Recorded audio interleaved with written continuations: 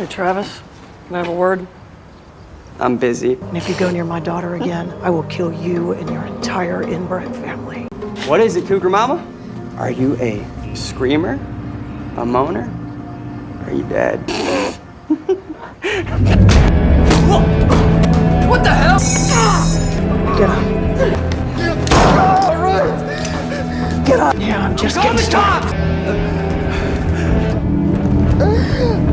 Hazel, I didn't mean to. I'm trying. You're all right. What? I know what you must be thinking. Where nobody will ever find me.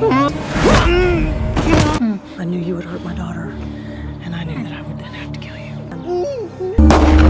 Late one night in New York, a young woman named Hazel quietly put on lingerie and fixed her makeup. She met her one-night stand, whose throat she had already cut. Carefully, she wiped the blood from his mouth, cleaned all fingerprints from his body, and left the hotel room with no trace of what had happened.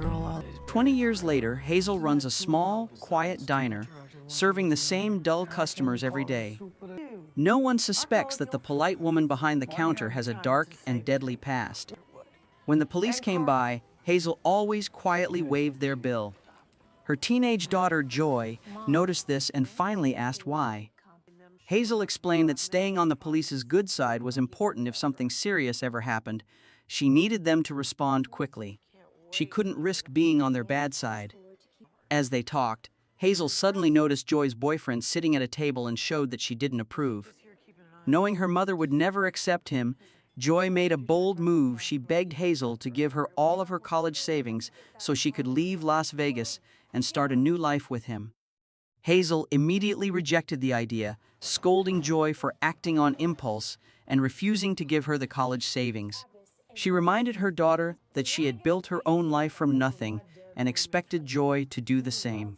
Believing the boyfriend was a bad influence, Hazel urged her to break up with him. But Joy insisted he was a good person. The conversation turned into a heated argument, ending with Joy defiantly saying she would move out and start a new life with him. Joy's boyfriend, like many people his age, had no money for college and acted more on impulse and dreams than careful plans. That same day, while serving a male customer, Joy noticed he couldn't pay.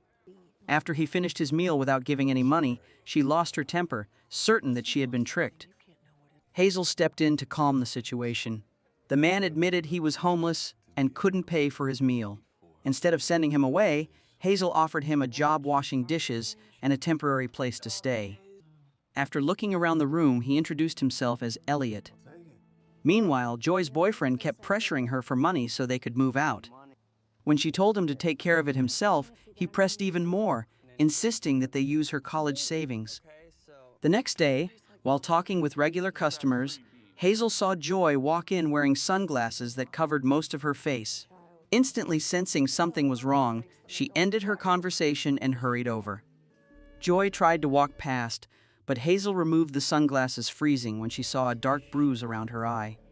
Joy admitted that her boyfriend was at fault, but begged Hazel not to take revenge, warning that his family was dangerous.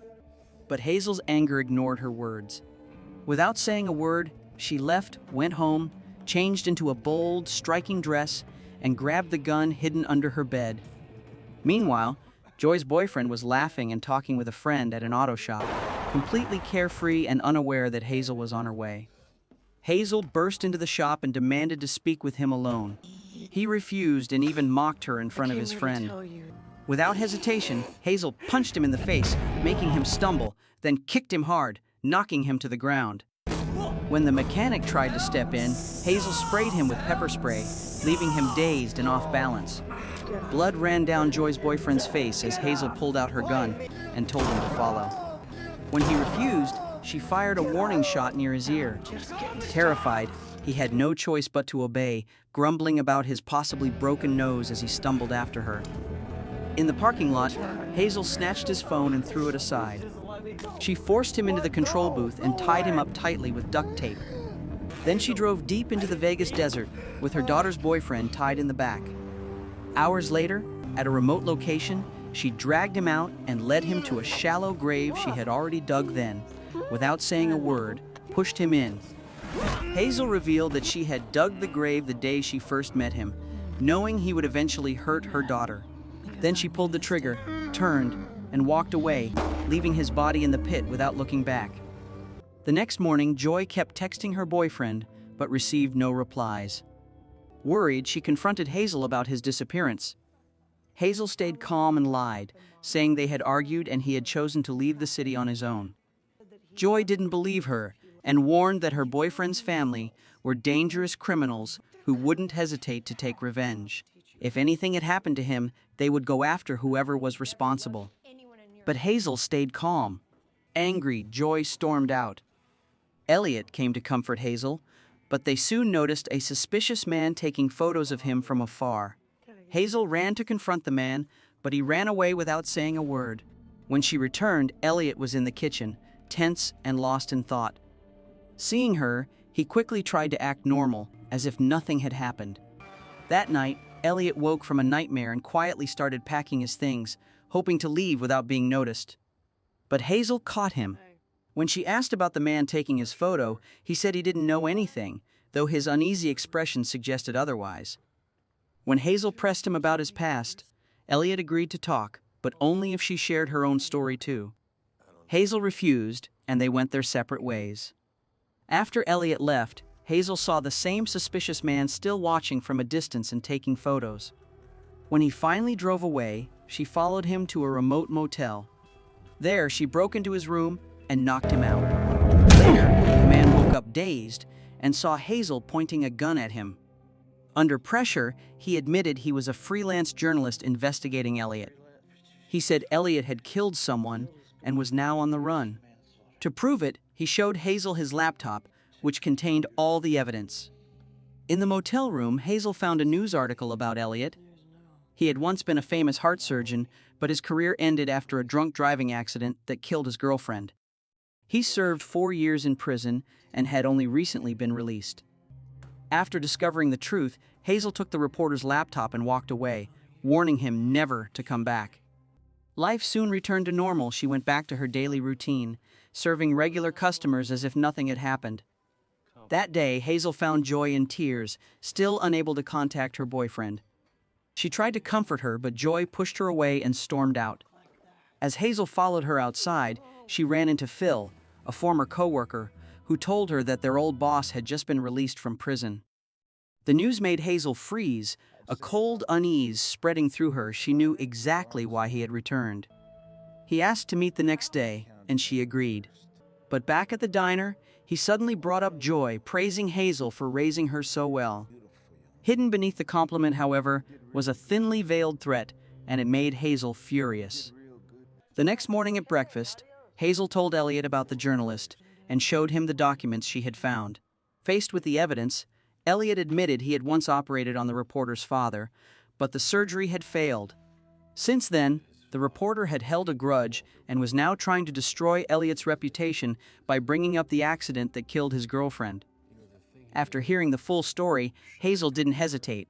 She asked Elliot to help deal with the man threatening them and begged him to watch over Joy. For one night, she had to leave the city to handle something important. Though uneasy, Elliot agreed. That evening, Hazel met Phil as planned. He took her to their former boss, who was overjoyed to see her after 20 years. Reminiscing, he recalled meeting her when she was only 15 and how he had taken her in, training her to become a top assassin. After reminiscing, he revealed the true reason for their meeting.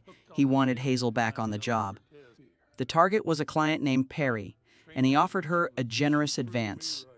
But Hazel refused, insisting she could never return to that life, even if she still owed him. Realizing she wouldn't give in, the boss shifted tactics. He made veiled threats about her daughter and hinted that he knew about Joy's boyfriend's disappearance. His message was clear: leaving the past behind wouldn't be as easy as Hazel had hoped. Realizing the danger behind her former boss's words, Hazel reluctantly agreed to take the job.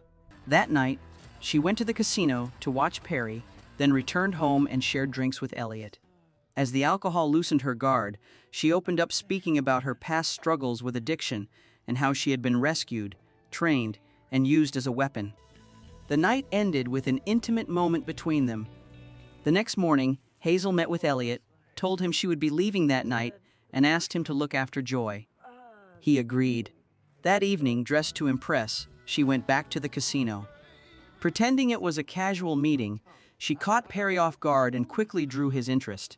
He invited her to his private suite, where they spent the evening talking and reminiscing. As Perry finished his drink, Hazel offered to pour him another, quietly slipping something into the glass while he wasn't looking. But before he could drink it, he brought up their past the relationship that had ended 20 years earlier. He admitted he still had feelings for her and hoped they could start again. Hazel was unsettled by his confession. As Perry raised the glass, she quickly took it away and kissed him to distract him. A knock at the door interrupted them, giving her the chance to hide the drink. When he came back, they continued kissing and agreed to meet again. Later, Hazel returned to the diner, slipping back into her routine while Elliot quietly kept washing dishes. Hazel didn't know that Elliot was really an undercover agent working for her former boss. He had accepted the mission to watch her every move before he even arrived.